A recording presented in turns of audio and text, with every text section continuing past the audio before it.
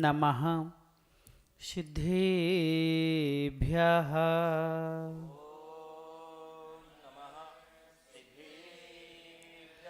ॐ नमः सिद्धेभ्यः।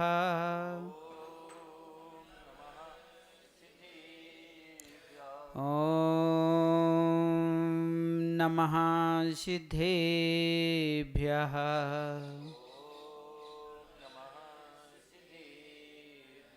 कारुण्यनमोक्कारम्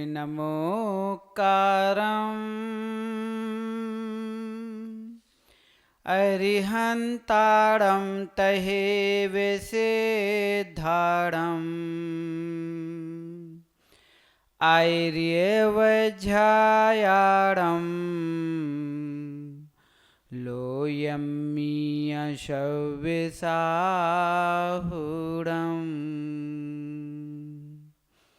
जय बोलिए अनंत अनंत सिद्ध परमेश्वरी भगवान की।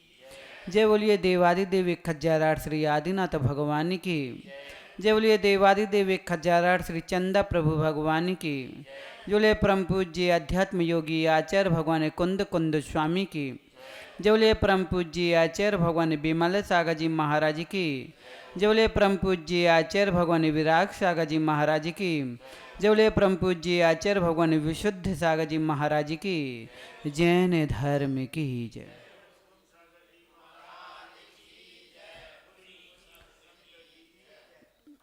भवात्माओं, चल रहे थे भावनाएं और भावनाओं के साथ साथ क्रियाओं में लगने वाले अतिचारों के में। कहते हैं कि भावना भवनाशिनी और भावना भववर्धनी, कि जैसे भाव होंगे उन भावों के परिणामों के अनुसार आपको नया परिणाम देखने को मिलेगा। अब वह परिणाम भाव नाचनी रूप है कि भाव वर्धनी रूप है, वो अब आपके परिणामों पर है। तो जो हमने व्रत लिए, अनुव्रत हो या महाव्रत, उन एक एक व्रतों की भावनाएं समझ रहे थे। स्वयं हमने समझा कि अहिंसाणु व्रत के जो 5 भावनाएं हैं उनके साथ हमने अतिचार भी समझे। अब आता है सत्यानुव्रत। क्या आता है? सत्यानुव्रत। लेकिन सत्यानुव्रत क्या है, सत्य क्या है? अब सत्य को भी समझना है कि जो यथा रूप जैसे का तैसा कह देना ही सत्य है, सत्य है ना। लेकिन जो जैसा नहीं है वैसा कह देना, जो नहीं देखा और फिर भी कह दे कि हाँ हमने देखा, तो ये सत्य है कि नहीं? सभी यही कहते कि महाराज जो जैसा देखा हो, जैसा सुना हो, जैसा पढ़ा हो, यथा रूप वैसे बता देना, कह देना ही सत्य है। लेकिन अनपढ़ भैया, अगर ये कहा जाए कि असत्य भी सत्य होता है, सत्य ही सत्य होता है, लेकिन सत्य भी कभी कभी मां असत्य हो जाता है, और असत्य असत्य होते हुए भी असत्य भी कभी सत्य हो जाता है। ये तो हमने आज तक खूब पढ़ा कि सत्य को सत्य कहने वाले, असत्य को असत्य कहने वाले दुनिया के पक्ष में बहुत लोग मिलेंगे, लेकिन असत्य को सत्य कहना और सत्य को असत्य कहना कहते जरूर है, लेकिन इसको सिद्ध करके बताओ ना कि क्या सत्य भी असत्य हो सकता है? क्या असत्य भी सत्य हो सकता है? अनुपम भाई नहीं मान सकते ना। लेकिन यहां पर देखना कि असत्य होते हुए भी सत्य की वहां पर क्यों रूप दी? अगर किसी जीव की रक्षा हो रही है तो वहां असत्य भी सत्य रूप परिणत हो जाता है। माना कि यहां से एक गाय निकली, क्या गाय यहां से निकली और उसके पीछे कसाई पड़ा हुआ है, और कसाई हमारे भैया से पूछ रहा है कि हर्षित, हर्षित नाम ना, और हम कि बताओ तुमने मेरी गाय देखी है क्या?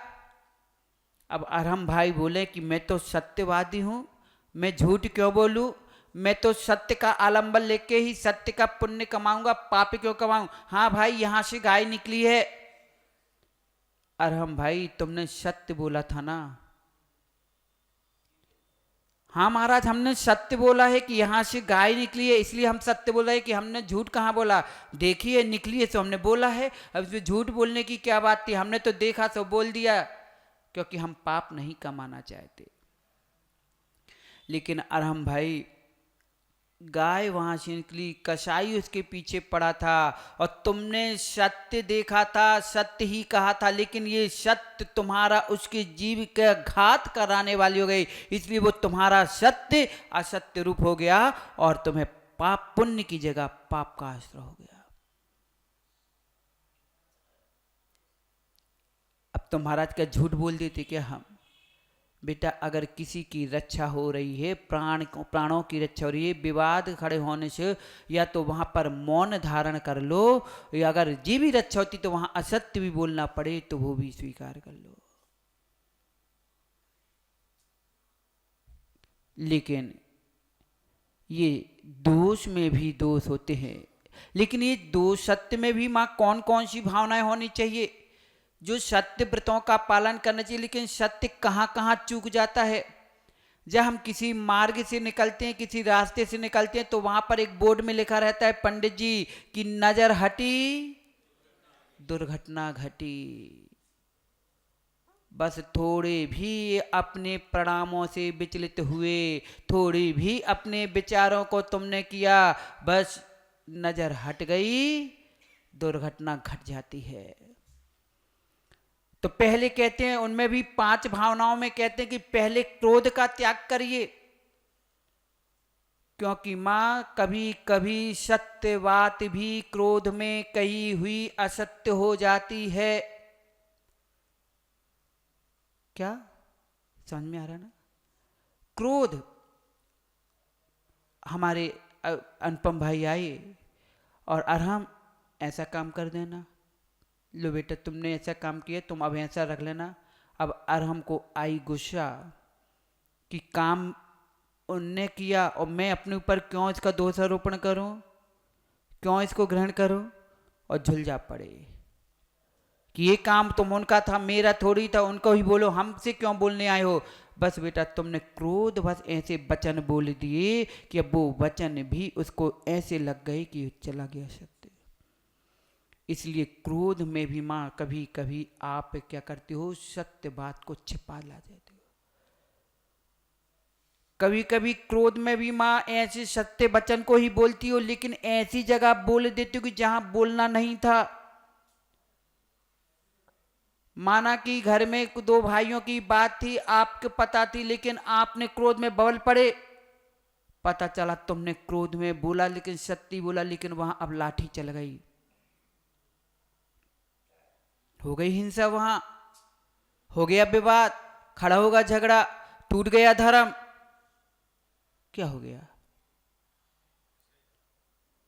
इसलिए अति क्रोध में कहा जाता है कि निर्णय जब भी लो तो 2 बातों का ध्यान रख के करना, अति क्रोध में और अति प्रेम में कभी निर्णय मत लेना। जब जब अति क्रोध में निर्णय लो तो निर्णय गलत हो जाता है, और जब अति प्रेम हो, अति हर्ष हो, उस समय भी जल्दीबाजी में निर्णय मत लेना। लिया था दशरथ ने निर्णय बड़े हर्ष भाव में, और कह दिया कैकई से कि मांग लो वरदान। बड़ी खुशी थी, बड़े हर्ष थे, उन्होंने कहा स्वामी समय आने पे मांग लेंगे, उन्होंने कहा हाँ मांग लेना। क्यों खुशी थी कि रानी के माध्यम से आज मैं एक युद्ध को जीत गया, और बड़े हर्ष पूर्वक हर्ष में उनने क्या किया, क्या हुआ मां? कहाँ राम राज्य होना था, राम वनवास हो गया। कभी हास्य में भी कभी जल्दी निर्णय मत लेना अनुपम भैया। आचार्य भगवान कहते हैं कि कभी भी जल्दी किसी से प्रभावित मत हो जाना। जो अति शीघ्र दूसरों को बिना परखे जल्दी प्रभावित हो जाते हैं वो गलत रास्ते में भी गिर सकते हैं माँ। इसलिए जल्दी किसी से प्रभावित मत होना। सोने की परख कसने में होती है और व्यक्ति की परख बसने में होती है। आगम में कहा गया, समाचारी में कहा गया कि जब एक साधु दूसरे साधु के संग में प्रवेश करता है तो साधु की पूरी सेवा करेगा, लेकिन 3 दिन तक परीक्षा लेने का उसमें व्याख्यान किया कि 3 दिन तक परीक्षा लेना चाहिए, फिर तीसरे दिन के बाद उनसे सब वो करना चाहिए। कितने दिन? 3 दिन। अब तो बस अनुपम भैया आज फेसबुक देखा, चमकता चेहरा देखा, प्रभावित हुए, हम तुम्हारे तुम हमारे। आए देर नहीं हुई, आप कौन से चर्चा प्रारंभ हो गई, इतनी बढ़ गई, प्रीति इतनी हो गई कि अब आगे तक बढ़ गई। अब देखा कि अब सहन नहीं होता, अब तो अति होने लग गई। तो फिर आखिरी में कहना पड़ता है अनुपम भैया कि आप होते हो कौन? शुरुआत की थी तो आप कौन, अब बंद करना पड़ रहा है तो क्या कहते थे? आप होते हो कौन? बताइए कि हमने क्या किया। शीघ्र प्रभावित मत होइए। और जो शीघ्र प्रभावित हो जाते हैं वो जरूरी नहीं कि सही मंजिल की ओर या सही लक्ष्य की ओर ही प्रवेश करें। आज की युवा पीढ़ी में माँ सुंदरता और संपन्नता देख करके फिसल जाते हैं और जब चारित्र खो बैठते हैं तब रो रो के पछताते हैं। अरे पहले भी तो हमारे कवियों ने लिख के तो दे दिया था कि मक्खी गुड़ में गड़ी रही और पंख रहे लपटाए, सिर धोने और हाथ मले और सिर धोने लालच बुरी। लेकिन इसमें लालच कहाँ से आ गया महाराज? इसमें हाँ लालच है, वासना को पूर्ति करने की लालच कि इससे मेरी पूर्ति होगी, मनोकामनाएं पूरी हो जाएंगी, पूरी इच्छाओं की वो होती रहेगी। लेकिन अनुपम भैया एक तो आचार्य भगवान ने क्या कहा? पहला क्रोध का त्याग करिए और दूसरा है लोभ का त्याग करिए। लोभ के वशीभूत हो करके बड़े बड़े मां कांड खड़े हो जाते हैं। जब जब देश की सेना हारी तो किसके बल पर? लोभ के बल पर। दूसरा पक्ष इतना लोभ दिखाता है और आदमी लोभ पर आकर के सत्य का दामन छोड़ देता है। आज जितने भी केस चलते हैं तो जीत किसकी होती मां? सब में ज्यादा सत्यवान की नहीं। जिसने ज्यादा हरे हरे दिखा दिए केस उनकी तरफ हो गया। लोभ में फिसल जाते हैं। एक बच्चे को भी लोभ दो ना माँ तो वो भी अपनी माँ की उंगली छोड़ के अनजान पड़ोसी के साथ पीछे पीछे घूमने लगता है। एक टोपी के पीछे। इन बेटियों से पूछो, इन बच्चों से पूछो, अगर इनसे कहो कि बेटा ये व्यक्ति अच्छा नहीं है, ये लड़का अच्छा नहीं है, ये लड़की अच्छी नहीं, इसके पीछे मत जाओ। लेकिन लोभ के वशीभूत होकर अपने माँ बाप को भी नहीं पहचानते। कहने को तो कह देते हैं अनुपम भैया कि महाराज पहला प्यार है, ऐसे नहीं तोड़ा जा सकता, ऐसे नहीं भुलाया जा सकता। पहला प्यार है। हाँ लोभ है ना, इंद्रिय जनित लोभ है। अब बताइए कि पहला प्यार है, ऐसे नहीं छोड़ा जाता, ऐसे कैसे छोड़ दें, ऐसे कैसे तोड़ दें? अनुपम भैया ये पहला प्यार था कि जिसने जन्म दिया उसका पहला प्यार था। जीवन का पहला प्यार था ना, तो जीवन का पहला प्यार उसने दिया है कि जिसने जन्म दिया उसने दिया है। अगर जिसने जन्म दिया अगर वो तुम्हें मुस्कुराहट नहीं देती, धरती में नहीं आने देती, तो बताओ तुम ये प्यार कैसे हासिल करते? पहला प्यार तो तुम्हारे वो जनक जननी का था, जिसने गर्भ में रखकर कष्ट सहकर के तुम्हें पाला पोसा, फूलों की जिंदगी फूलों में गुजार के तुम्हें फूल सा बनाया। लेकिन फूलों से जिंदगी देने वाले को तुमने ही फूल बना दिया। पहचानते नहीं, ऐसे भी लोग हैं कि जब अपने मतलब के होते तो भरी कोर्ट में बोल देते हैं हम आपको तो जानते नहीं ये कौन है।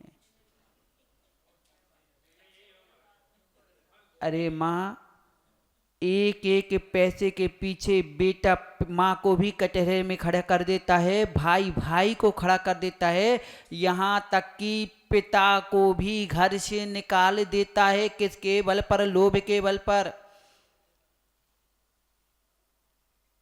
नहीं होता क्या? ऐसा ही होता है। चाहे पिता बेटे को घर से निकाले या बेटा पिता को घर से निकाले,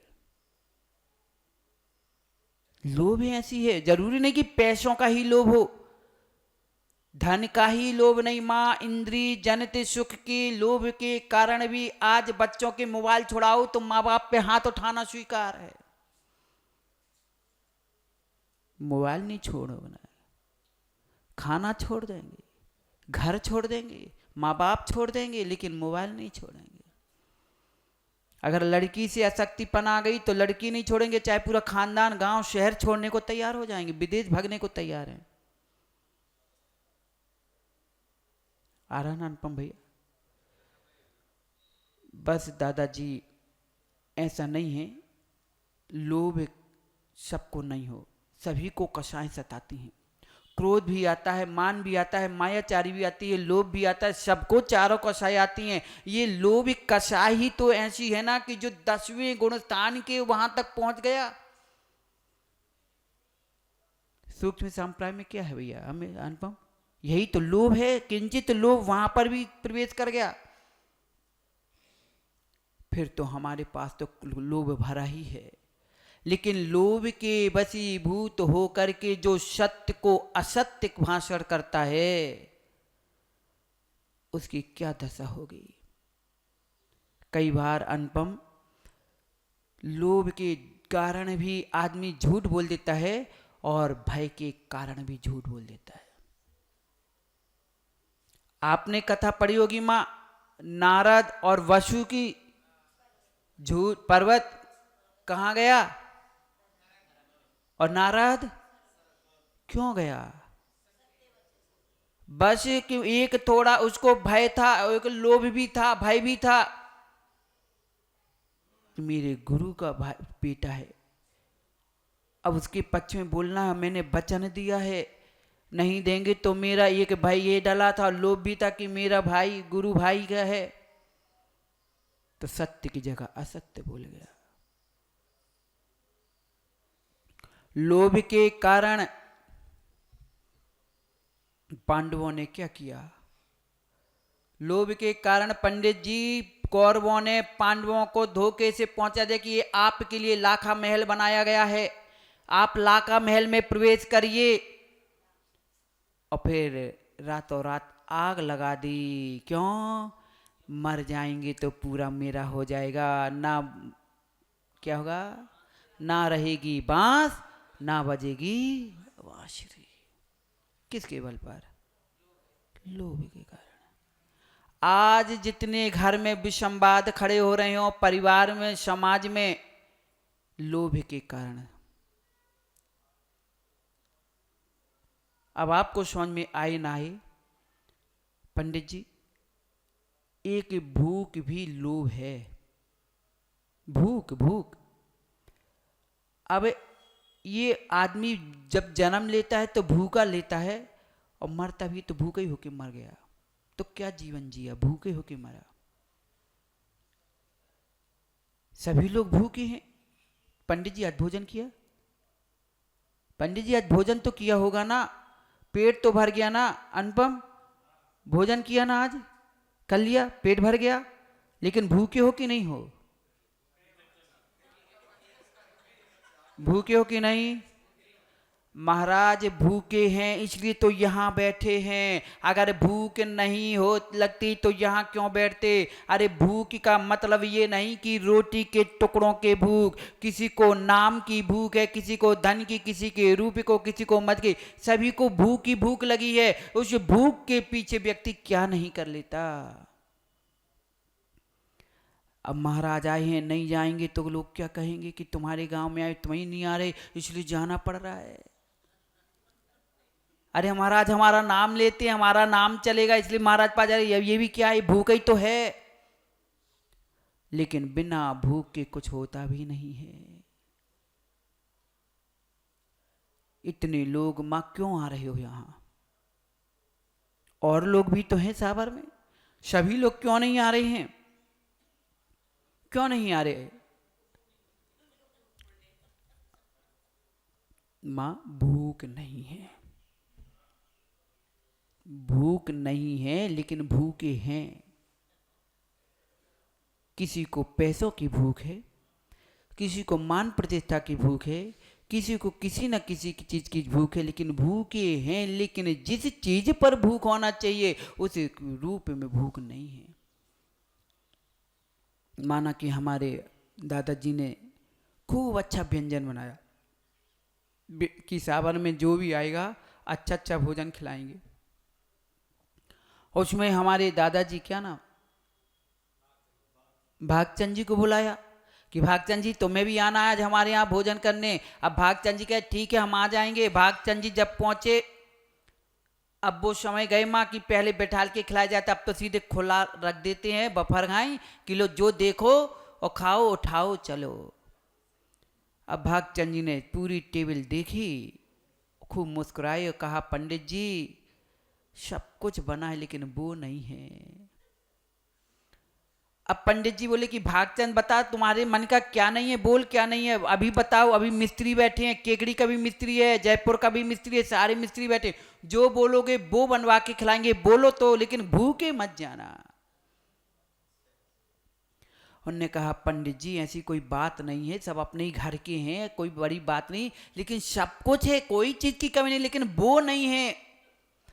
अब पंडित जी बोले कि भैया बता दे क्या चीज नहीं है, बाहर जाके हल्ला मत करना कि पंडित जी के यहाँ गए हो वो चीज नहीं थी, बता तो दो क्या नहीं है। उन्होंने कहा पंडित जी सब कुछ है लेकिन भूख नहीं है।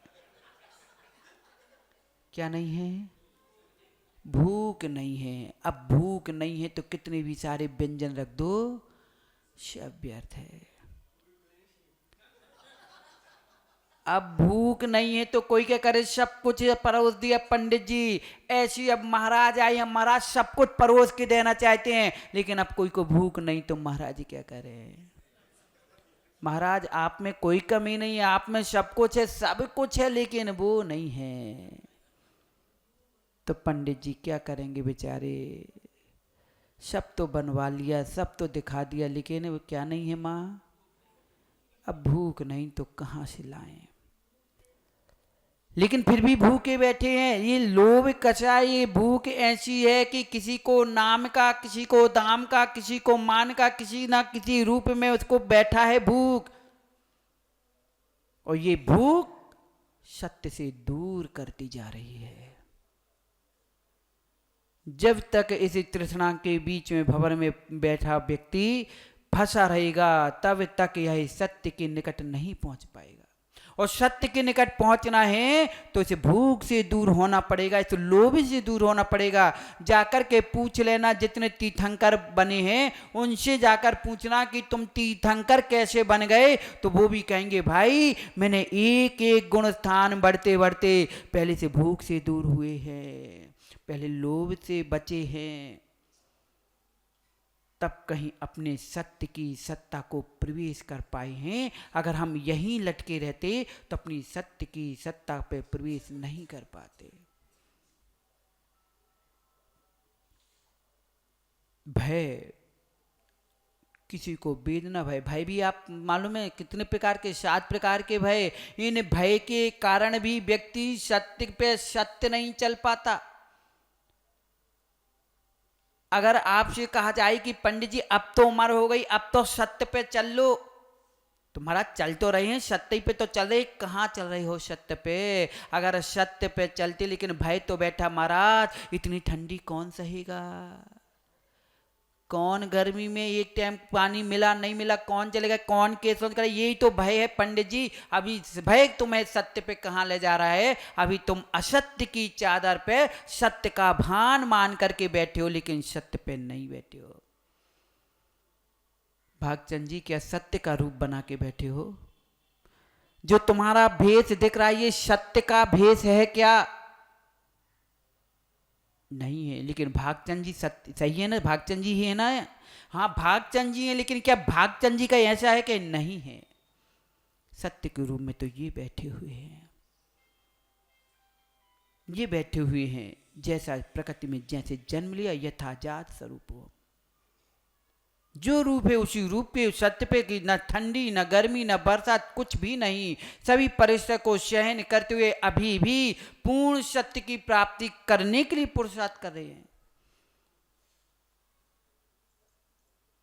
इसलिए पहले क्रोध का त्याग, सत्यानुभव चल रहा था, सत्य की 5 भावनाएं, क्रोध का त्याग, लोभ का त्याग, भय का त्याग, और फिर उसके बाद हास्य का त्याग। हंसी हंसी में ऐसी ना हंसी कर लेना कि फांसी लग जाए।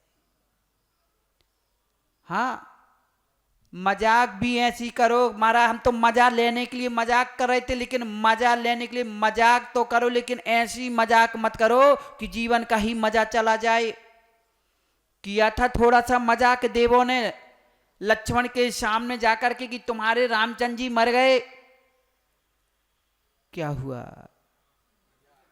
मजा तो कर रहे थे लेकिन जीवन का मजा चला गया, लक्ष्मण ने अपने प्राण त्याग दिए।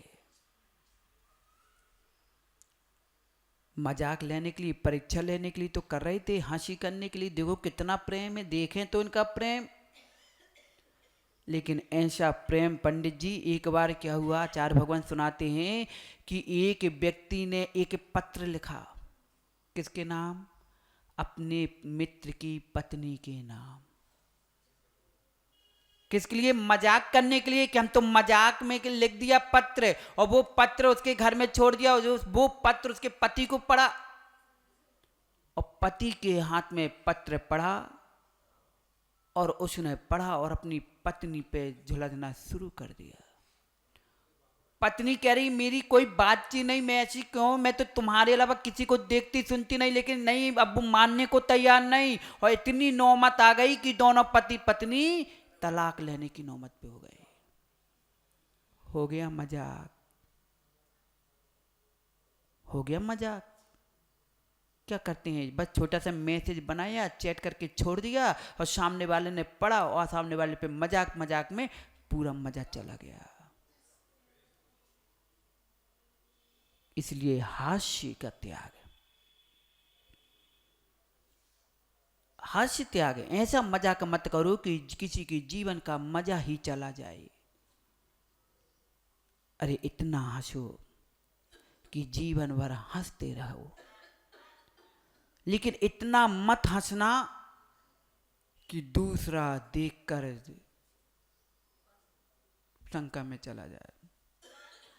हंसो, हंसो पंडित जी, खूब हंसो, भागचंद जी खूब हंसो, दूसरों के लिए हंसो, अपने लिए हंसो, लेकिन दूसरों पर कभी मत हंसो।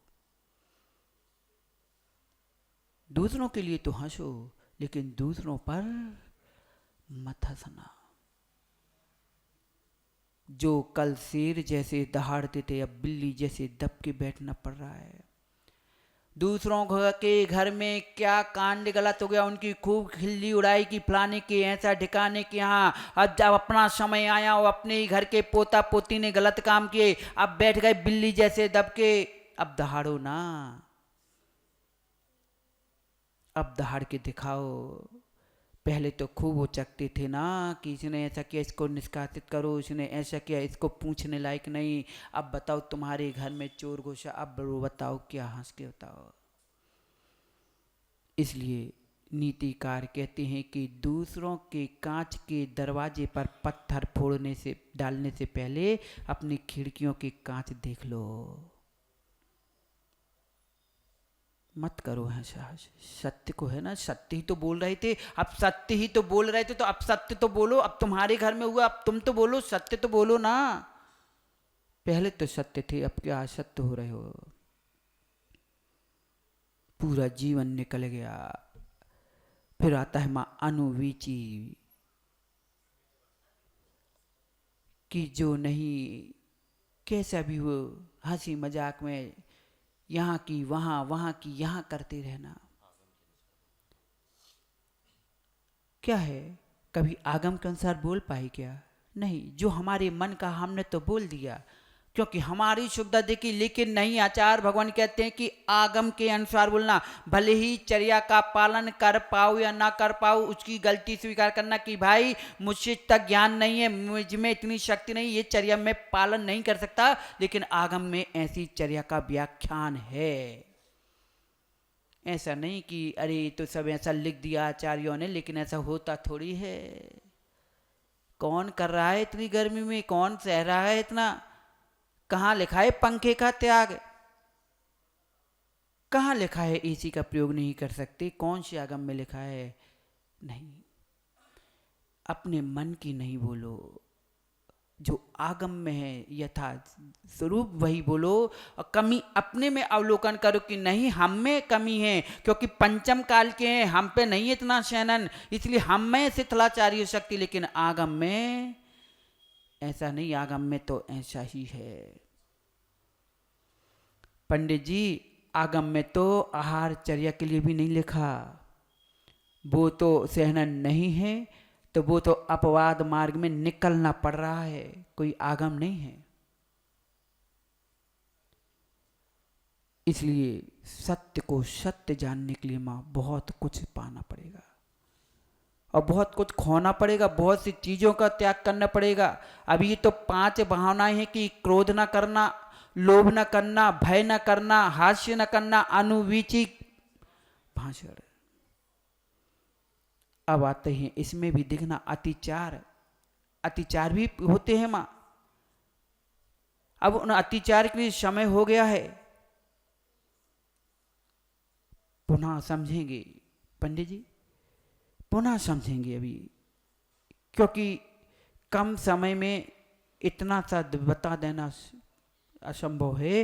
इसकी जितनी व्याख्यान शुद्ध रूप खोल के करेंगे माँ, क्योंकि पंचम काल के छदमस्त जीव हैं कि हम इतनी सी बात को जब तक इतना फैला के नहीं बताओगे जब तक समझ में नहीं आता। पहले की वो दिन गए कि संकेतों में एक अक्षर से पूरा सूत्र समझ लेते थे, एक सूत्र से पूरा हल कर लेते थे, लेकिन अब तो पूरा विस्तार करना पड़ता है। तो अतिचारों के बारे में भी समझेंगे कि अतिचार कितने होते हैं, 5 हैं। उन अतिचारों के नाम में हम अभी फिर पुनः स्वयं चर्चा करेंगे, एक एक की व्याख्यान करेंगे। पहला है मिथ्या उपदेश देना, दूसरा है रहो व्याख्यान, तीसरा कूटलेख क्रिया करना, न्यासापहार और साकार मंत्र। ये 5 अतिचार हैं कि पहला मिथ्या उपदेश। पुनः समझेंगे सवेरे कि मिथ्या उपदेश क्या होता है,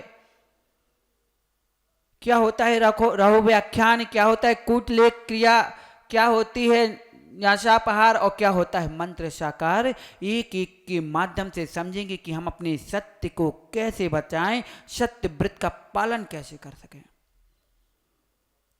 ऐसा नहीं है कि महाराज हम कुछ नहीं करते, हम इनसे बचे हैं। माँ, कोई भी यहाँ नहीं बचा। अगर बचे होते तो यहाँ नहीं यहाँ पर होते। इसलिए समय पे किया हुआ काम समय को ही पहुंचाते हैं माँ। लेकिन क्या करे, सब कुछ बना है पंडित जी, सब कुछ बना रखा है महाराज, कोई कमी नहीं है, सब कुछ है, लेकिन वो नहीं है। अब वो नहीं है तो जो नहीं है उसको तो तुम्हें अपनी व्यवस्था बनानी पड़ेगी। क्या नहीं है? कितने लोग को भूख नहीं है बताओ?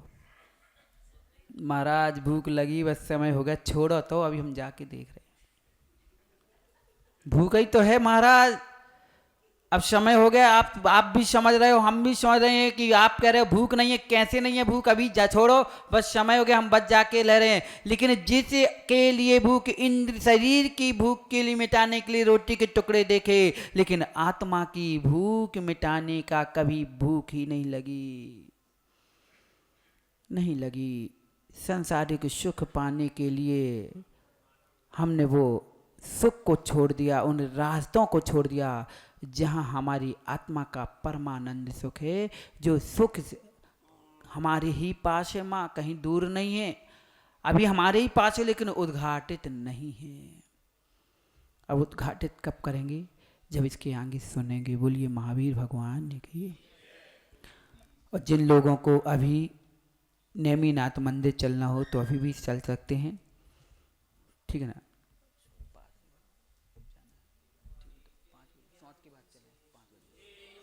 कितनी दूर है यहाँ से?